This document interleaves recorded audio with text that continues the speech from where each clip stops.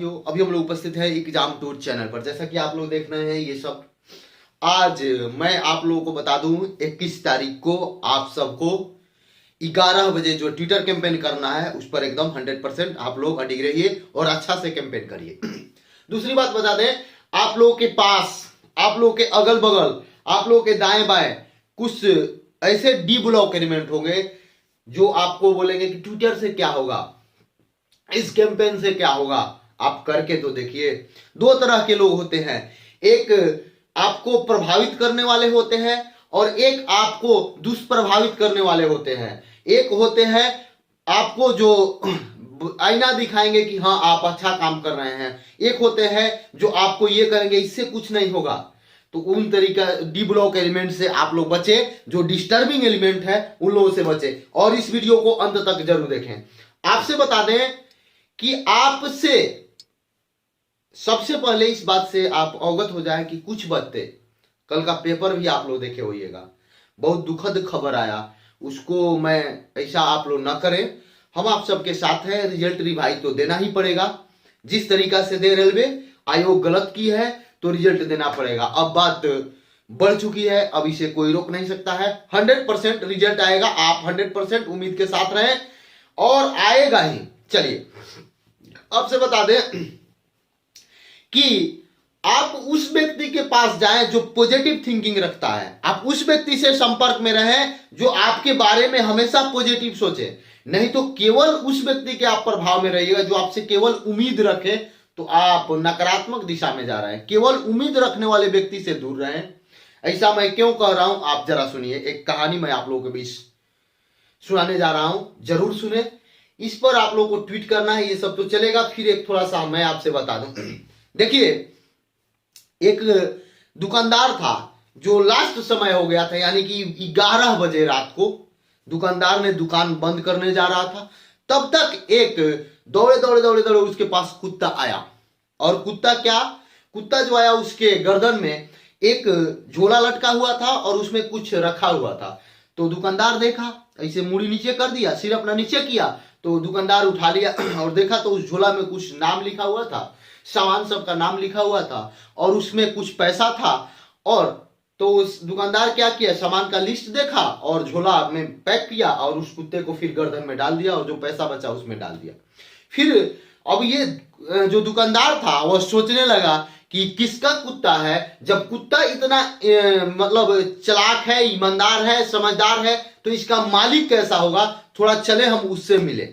दुकानदार को ये लगा कि एक कुत्ता होके इतना अच्छा काम कर सकता है, इतना नेक काम कर सकता है, इतना मतलब अपने मालिक के प्रति वफादार रह सकता है, तो देखें इसका मालिक कौन है, वह कितना चालाक होगा, वह कितना समझदार होगा। ये दुकानदार से रहा नहीं गया और दुकानदार क्या किया, अब जैसे कुत्ता निकलने लगा दुकान से, ये शटर गिराया और कुत्ता के पीछे पीछे ये जाने लगा। कुत्ता के पीछे पीछे जाने लगा तो देखा कि बस स्टॉप के पास कुत्ता रुक गया, वहां ये भी गए, दुकानदार साहब भी रुक गए। कुत्ता क्या किया, बस आई, उस पर जाके कुत्ता बैठ गया। तो दुकानदार वाले जो व्यक्ति थे, दुकानदार भी उस पर जाके बैठ गए। कुत्ता क्या हुआ, जब उसको जहां उतरना था, कुत्ता धीरे धीरे धीरे धीरे आगे आया। कंडक्टर समझ गया और उसको देखा तो एक पैसा रखा हुआ था, पैसा ले लिया, उसको टिकट दे दिया। वह फिर गाड़ी रोका और कुत्ता को जहां उतरना था वहां उतर गया।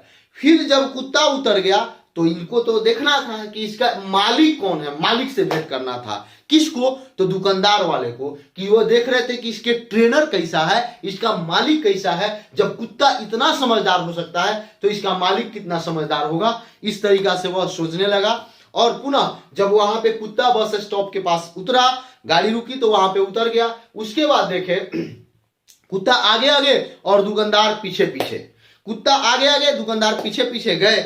और जब वह अपने घर पर पहुंचा, यानी कि जिसके यहां रहता था वहां पहुंचा, तो 2-4 बार बेल दबा दिया। क्योंकि जब दुकान बंद हो रही थी तो 11 बज गया था। 11 बजे के बाद यानी जाते जाते उसको घर पहुंचते पहुंचते 12 बज गया। तो जब वो बेल लगातार दबाया तो कुत्ता का मालिक आया उधर से, यानी कि जो कुत्ता जिसके यहां रहता था, और लगातार आया और ना कुछ नहीं देखा, उसको 10 मुहरी दिया, यानी कि डंटा से 10 डंटा दिया। अब जो गया था, यानी कि जो दुकानदार गए थे, वह शौक में रह गए कि कुत्ता तो इतना अच्छा काम किया तो मालिक ने इसको क्यों पीटा। तो आप एक बात जान जाए लोगों की उम्मीद की कोई सीमा नहीं है। आप किसी को कितना भी अच्छा काम करें, उसके लिए कितना भी बढ़िया काम करें, लेकिन उसकी सीमा और बढ़ती जाएगी। आपसे उम्मीद की सीमा उसकी अंत नहीं होगी। इसलिए आपसे जो ज्यादा उम्मीद करते हैं उनको इग्नोर करके अपने पढ़ाई में समय दें, अपने रिजल्ट पर फोकस करें। ये मैं इस कहानी के माध्यम से आपको बताना चाहता हूं। आपसे जो डी ब्लॉक एलिमेंट है वो बहुत अधिक उम्मीद रखेंगे। उन कुत्ता के मालिक बोले कि तुम चाबी लेकर चला जाता, सोचिए उनका उम्मीद बढ़ते जाएगा। तो इसलिए आपके अगल बगल जो रहते हैं, जो डिस्टर्ब करते हैं, उनका उम्मीद बढ़ते जाएगा आपसे कि ये मुझे खाना बना के खिला दे, ये मुझे ऐसे कर दे वैसे। तो उस तरीका से नहीं, पढ़ाई पे समय निकाल के पढ़ना है। चूंकि रिवाइज रिजल्ट तो आएगा, लेकिन आप पढ़े रहिएगा, आप अच्छा से पढ़िएगा, तब ना आगे कंपटीशन दे सकते हैं। इसलिए अब पढ़ाई पर ध्यान दें। और एक बात बता दें आपसे कि रेगुलरिटी कैसा चीज होता है कि आप देखते होइएगा हिरण जो होती है वह कभी घी नहीं खाई हुई है, लेकिन घोड़ा को हराने में एकदम आगे रहती है। घोड़ा और हिरण को दौड़ा दिया जाए तो कभी भी घोड़ा नहीं जीतेगा, हिरण ही जीतेगी। दूसरी बात आपसे बता दें कि जो आप विद्यार्थी हैं ये अपने माइंड से निकाल दें कि मेरे पास अच्छा सुख सुविधा नहीं है, मेरे पास सब कुछ व्यवस्था नहीं है, मैं कैसे कर सकता हूं। आप ही कीजिएगा। व्यवस्था कोई मायने नहीं रखता, कोई भी संसाधन मायने नहीं रखता। थोड़ा सा समय लगेगा, संसाधन नहीं है, आपको मेहनत करना पड़ेगा। लेकिन जिसके पास मेहनत है, मेहनत का कोई विकल्प नहीं है बंधु। इसलिए आप मेहनत में कोई कमी न छोड़े। आपसे मैं पुनः एक बार बता रहा हूं कि मेहनत एक ऐसा आपके पास मतलब संसाधन है जिसका कोई विकल्प ही नहीं है। इस दुनिया में कोई विकल्प नहीं है मेहनत का। हाँ, जिसके पास संसाधन नहीं है, ज्यादा मेहनत करना पड़ेगा, लेकिन सफलता एक दिन कदम चूमेगी, ये 100% गारंटी है। इसलिए आप बंधु अपना पढ़ाई को जारी रखें। ये नहीं कि केवल कैंपेन में, ये तो होना ही है, इसके लिए भी समय देखना है। लेकिन आपको करना क्या है, आप पढ़ रहे हैं और अपने हैशटैग जो हम दिए हैं वीडियो में जाकर देखकर, कल भी मैं अपलोड कर दूंगा सुबह 10 बजे से पहले। और आपसे बता दूं कि आप इस वीडियो को ज्यादा से ज्यादा शेयर करें। जो बच्चे यदि डिप्रेस हो रहे हैं वो डिप्रेशन में न जाए बंधु। आपका रिजल्ट नहीं होगा तो किसका होगा। आप अपने आप में सेल्फ मोटिवेशन बने, आप अपने आप में हमेशा एक अधिकारी की भूमिका में रहें। आप जिस लेवल की तैयारी करते हैं, जिस चीज की तैयारी करते हैं, आप उसी दिन से सोचे कि वह मेरा जॉब लग गया। किस लिए सोचे? यदि आप कहीं सरकारी ऑफिसर बनते हैं तो आपको 10 बजे जाना पड़ता है और 5 बजे आना पड़ता है, ये ध्यान में रखें।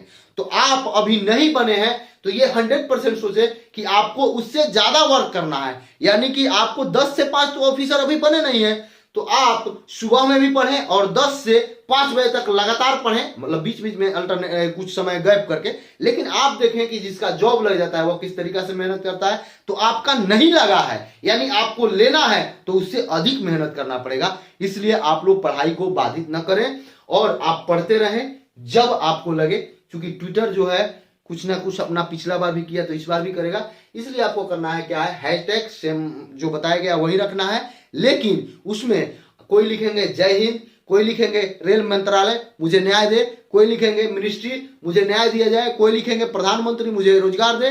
कुछ कुछ अपना थोड़ा बहुत चेंज करके लिखते रहें। 10 minute, 5 minute, 15 minute, 20 minute, 2 minute का काम है, उस पर भी ध्यान दें। क्योंकि ये आपका काम है, ये आपकी क्रांति है। आप इसमें योगदान नहीं देंगे तो दिक्कत होगा। इसलिए मेरा पुनः एक बार निवेदन है कि आप लोग इस अभियान से, इस कैंपेन से जुड़े। इसमें कोई भी स्टूडेंट है, आरआरबी, एनटीपीसी, एसएससी, बैंक या किसी भी स्टेट लेवल की तैयारी आप करते हैं, फिर भी इस अभियान में आप जुड़े।